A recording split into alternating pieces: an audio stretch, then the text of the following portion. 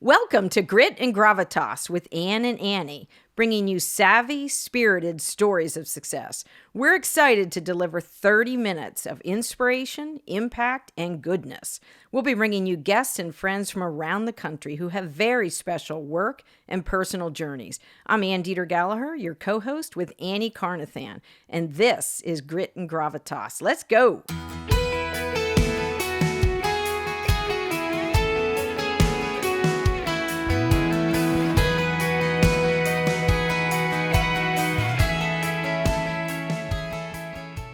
Grit and Gravitas, welcome to the studio. Annie Carnathan, we are back at it. Wow, and better than ever.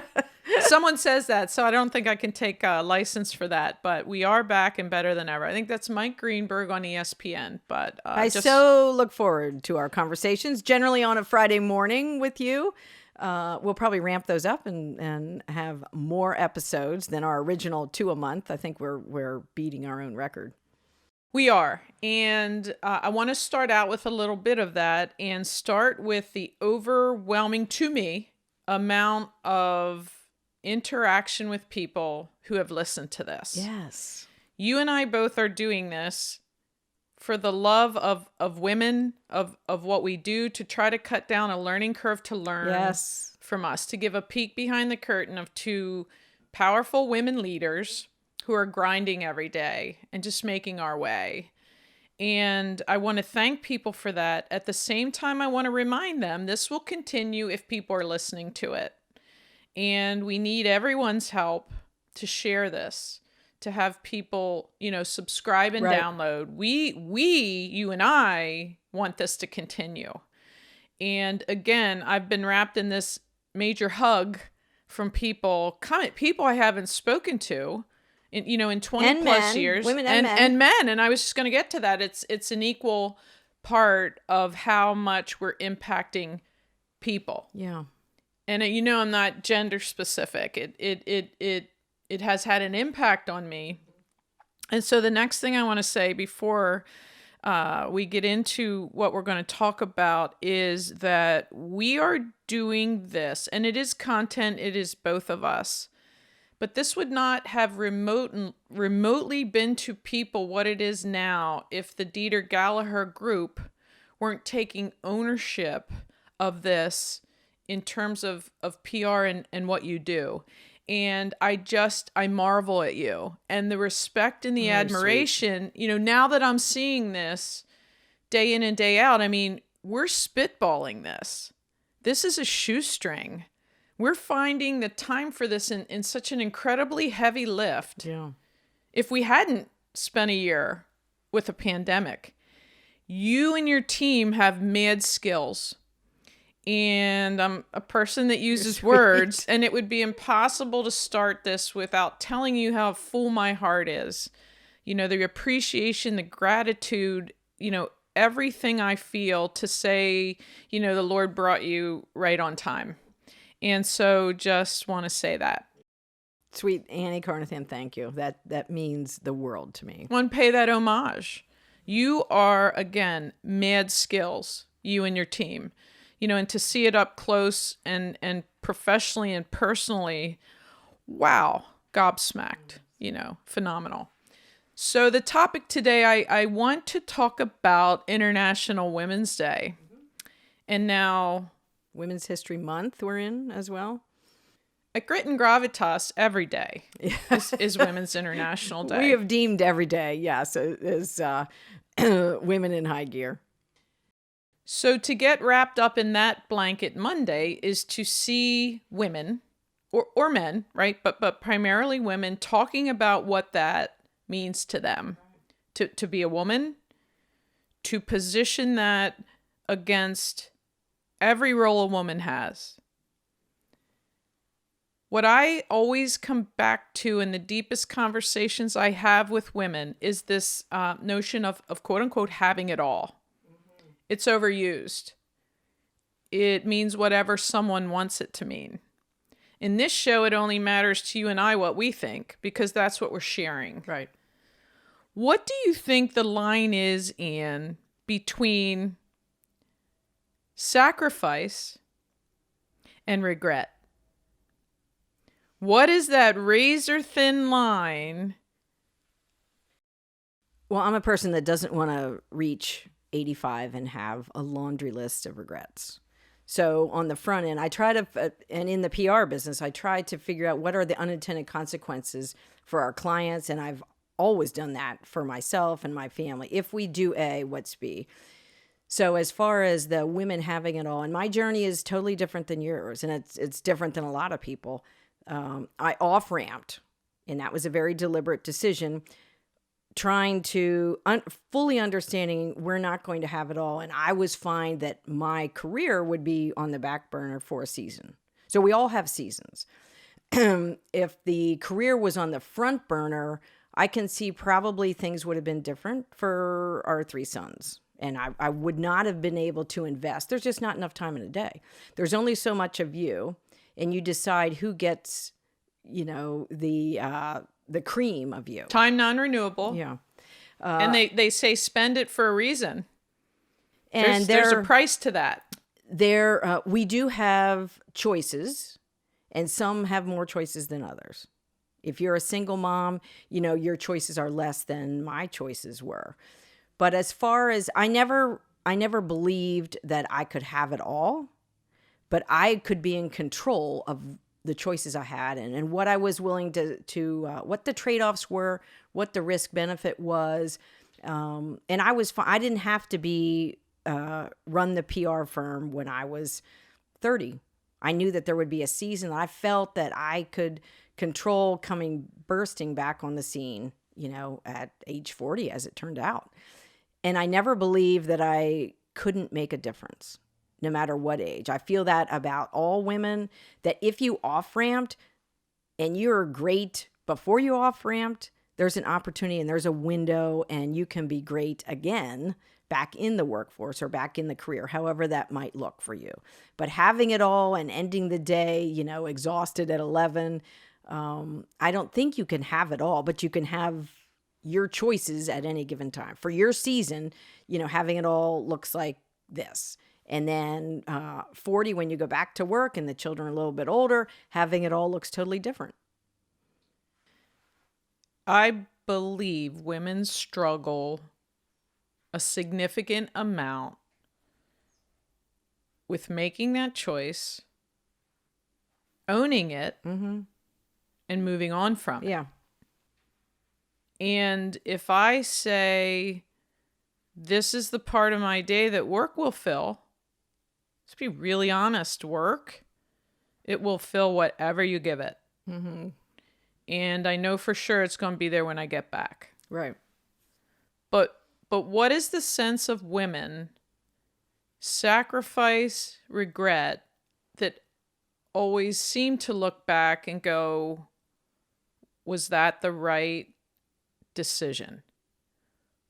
What is it about women who can say, to the capacity that I have it all, the sacrifices I've made are without regret? How do we reconcile the fact that if we do this fully, not glancing at your phone, not saying, what am I making for dinner tonight? Not, what's the schedule like for the weekend? Is my husband getting him or I'm getting him? Yeah. What does it mean to own that moment fully and without regret or guilt? Well, I think to your earlier comments, I think women deeply, deeply struggle with that. And especially young women who want to really shift their career into high gear in their 20s. And then they're, deciding on having children in their mid-30s or later. And that's a career choice too. I think you have to dig deep emotionally. It's an emotional resilience conversation. And it's a conversation we all have with ourselves. And not so much what do other women think of my decisions, but at the end of the day, are you okay with your decisions? Is your family okay with your decisions? And that's, you cannot waste emotional and creative energy constantly looking back. You're the one talking about the rear view mirror and the windshield. You just have to say, those were the decisions. I own them. As every business decision we make, we have to own it. And there's room for malleability going forward, iteration. Okay, it didn't work out. That daycare situation didn't work out. We're going to change it. The work situation, sometimes women, say no to a promotion opportunity because of the time required to do that. What I deeply admire about you is that you've said, I can give X amount of hours, or I can give 90% of Annie Carnathan to Universal Media, but I cannot give it to a board position right now until Walker's in college, or until, he's more on his way and out of the home. I deeply admire. Some people struggle deeply with that. Like, I need to have it all. I need to serve on the board. I need to be, doing service hours at the food bank or Salvation Army. I've got to do scouts. I've got to do, serve in church. And that's where we become depleted. And then we're really not fully invested in anything we're in. Or feeling as if we're doing anything well. Yeah. And when I look at you from 3 Sons 40, you chose just about the most difficult thing you could possibly do in your career. Instant sacrifice, instant balance of what emotions it takes to get up that hill. Would you get up that hill? To, hey, I'm still a mom that yesterday was 100% with my family. Yeah. That's a huge pivot. It's not like your big toe got dipped in. Yeah. It was a huge. And so I think about the support to do that. It wasn't just your husband, wasn't just your sons. I mean, that tribe had to be a huge part. And I find as I get older, the concentric circle shrinks. I want to enjoy the people that are just, closely connected with me more.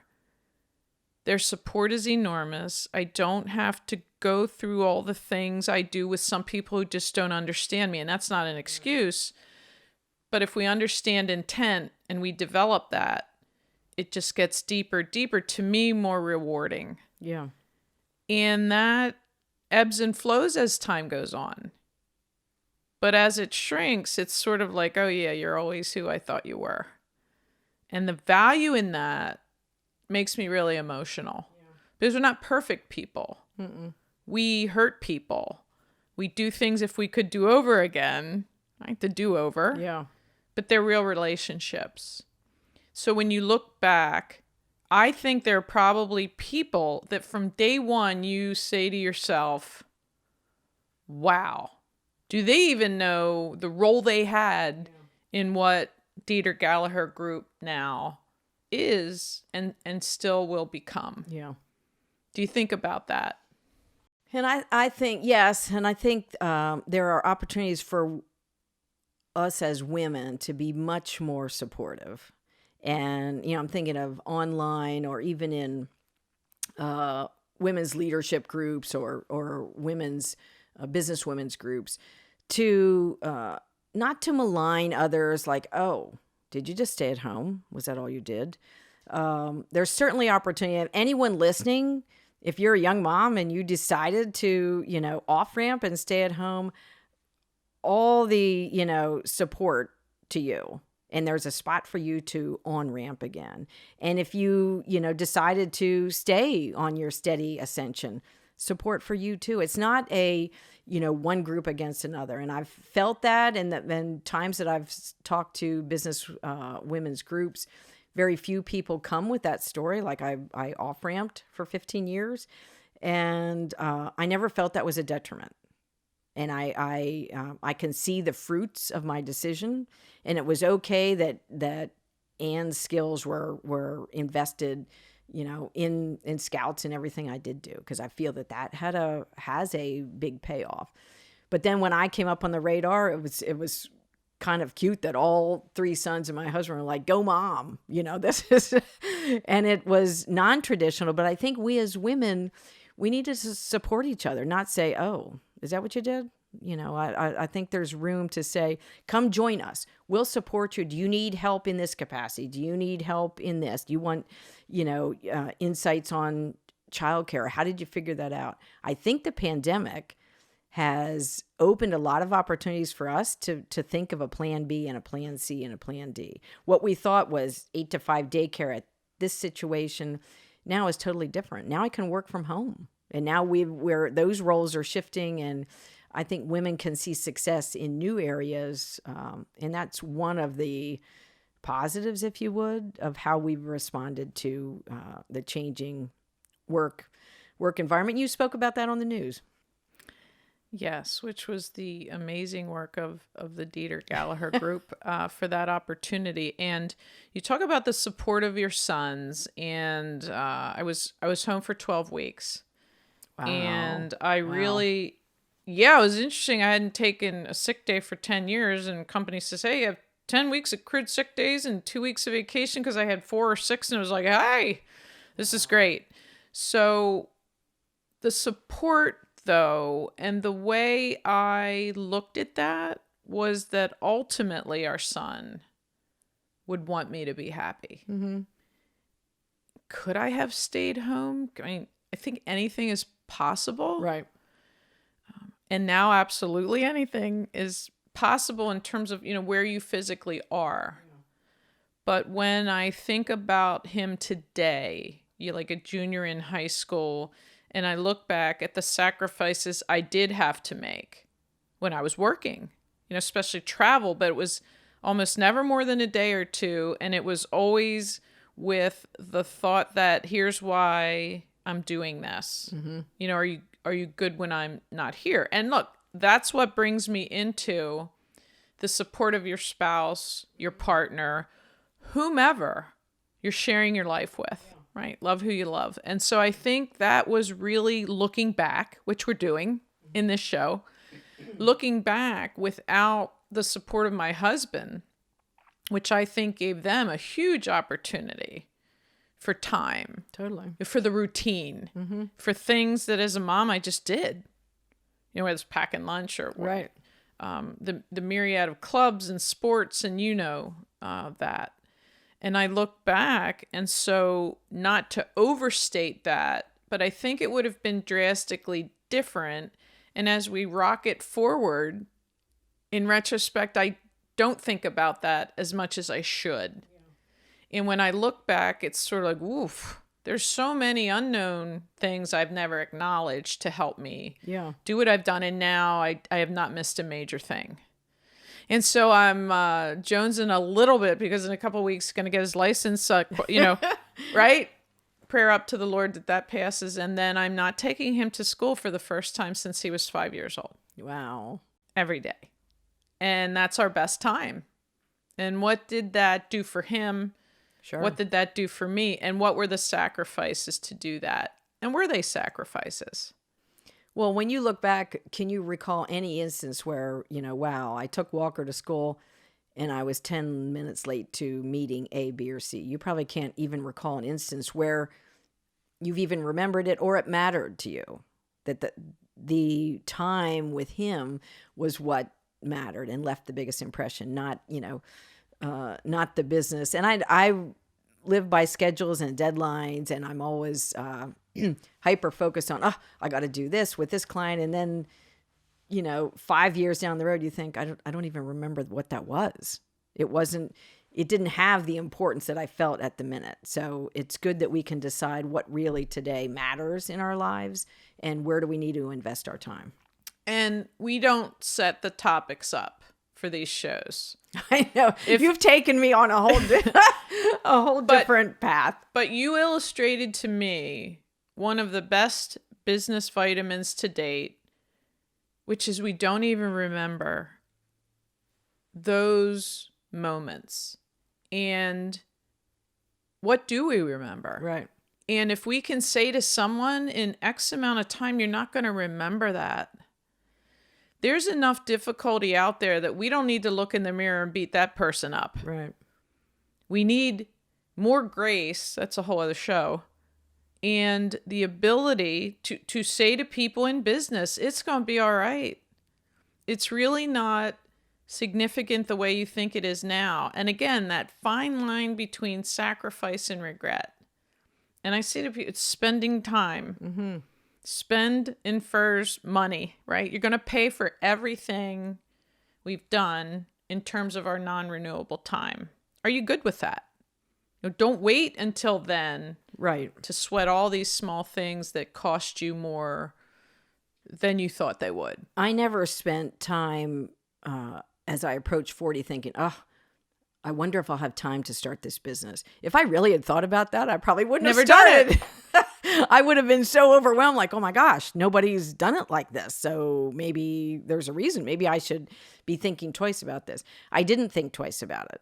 And I laughed and I felt like the Dr. Seuss, Are You My Mother? Where I would talk to business leaders and say, could you help me? Could you help me? And one of our chief reasons for this show is to shorten women's learning curves. If you choose a path to business or starting your business or ramping up to a C-suite or some executive leadership, our experiences, we hope, will be very beneficial to you. So we will tell you, we made a right turn here and we probably, in retrospect should have gone left, or these are the people you need in your orbit to help guide you. Both of us, I think, are really good at asking for help. We know what we don't know. And I think that's a business vitamin. Know what you don't know. And find those people who have the skills that you need and get them. You don't need to know everything. We're not good at everything. Regret is, that's corrosive. Yes. Toxic. So don't spend much time, any time, focusing on that in the present. Surround yourself with people who really are positive, not necessarily all like-minded, but who can add curiosity to your thinking, who can make you think in new and fresh ways, and just stop looking back. And I think that that has a health benefit to it, especially through a pandemic. The more you control the thoughts in your mind and the people you surround yourself, and we can control those, the healthier and more successful you'll be. That's at the heart of almost everything. My competitors to Universal Media, the people who leave our employment to go somewhere else. I'm pretty sure the last time I looked, I can't control any of that.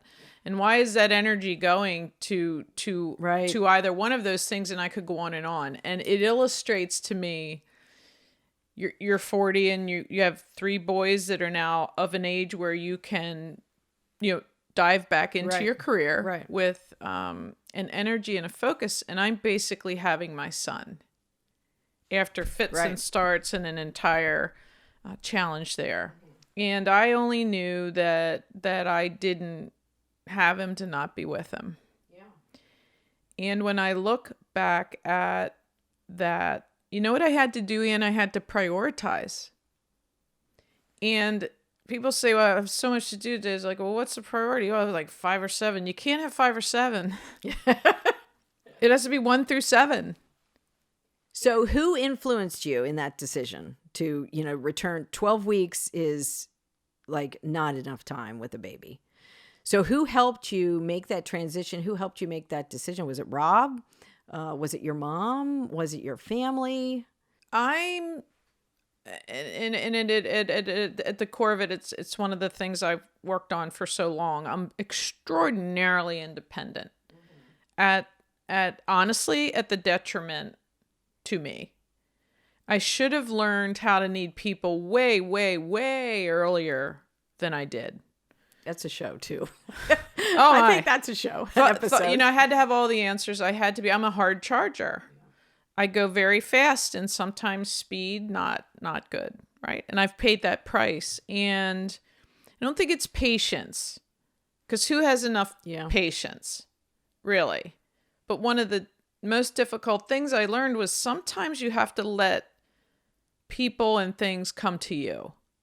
And there's a cadence to that. And that's a trust on a whole other level with yourself or your faith or the people around you. And when you have that belief that everything happens for a reason, and that's absolutely directly tied to my faith, I started to let go. Back then, I was more focused on him because that's and how work, regardless of what happened, had to take a back seat. And could they be driving passenger? Did they have to actually go in the back seat? But I've never wavered from that. And so when you look at the priority, it was always very clear to me, and every decision I made was based on what was the sacrifice for time with him. Mm-hmm. And to this day, I look at a day, I'm up very early, early to bed, early to rise. I sit in solitude and say, okay, here's the day. What absolutely has to happen today? Right. And things were someone say, well, where is that? It wasn't the same priority as maybe it was yesterday, and it didn't get done. But I hold everything to that because now, and especially with COVID, the world blew up. Right. It was like right.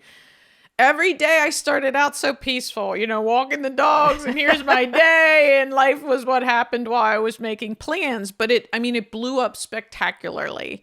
Schedules started to become 8, 9, 10, 11, 12. What are we scheduling? Like before I would have to drive there. I would have to, now it's like, no, I can't keep going from call to call to call. So that became whatever it took to wait a minute, has to go back on the rails. Priorities. They're difficult to establish, even more difficult to adhere to. But we have to. And for women, we carry probably still the lion's share of the family, the responsibilities, the children's activities, the school events. Then you throw in a Zoom, your children are learning from home now. You're trying to conduct office meetings. It is a heavy lift. But I think, excuse me, to our point, we set priorities. It would be great if we could all, wake up ourselves and have 30 minutes for our own cup of coffee and then do our yoga routine or our workout and take all our vitamins and be perfectly dressed and makeup on. That's just not reality.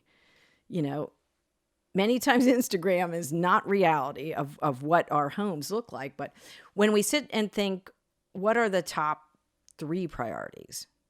And start investing, maybe it's your children and maybe you have a child that's struggling in school and you realize, okay, this meeting I'm going to have to postpone this to the afternoon, or I need really to pour myself into A, B, and C, a child or, a spouse or home decisions. And I think now we can do that without regret because the changing workforce, and we just need to, be a little softer on ourselves and have grace for ourselves.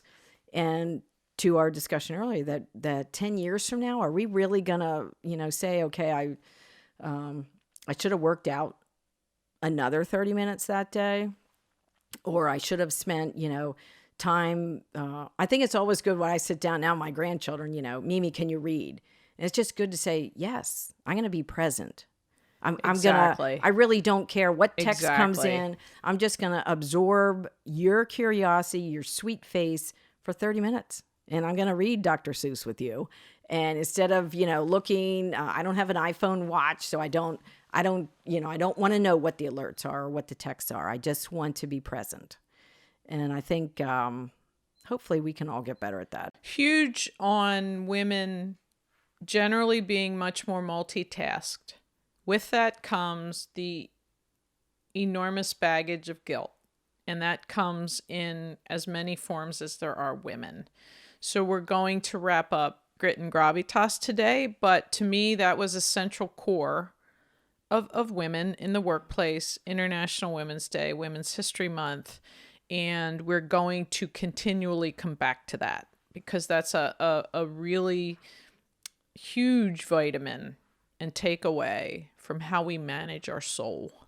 And I think we're going to work on just supporting each other at every level, reminding ourselves to give ourselves grace and give others grace who have made different choices than we've had, and focus on priorities and realize that our decisions 10 years from now will not look as intense and critically important as we make them today.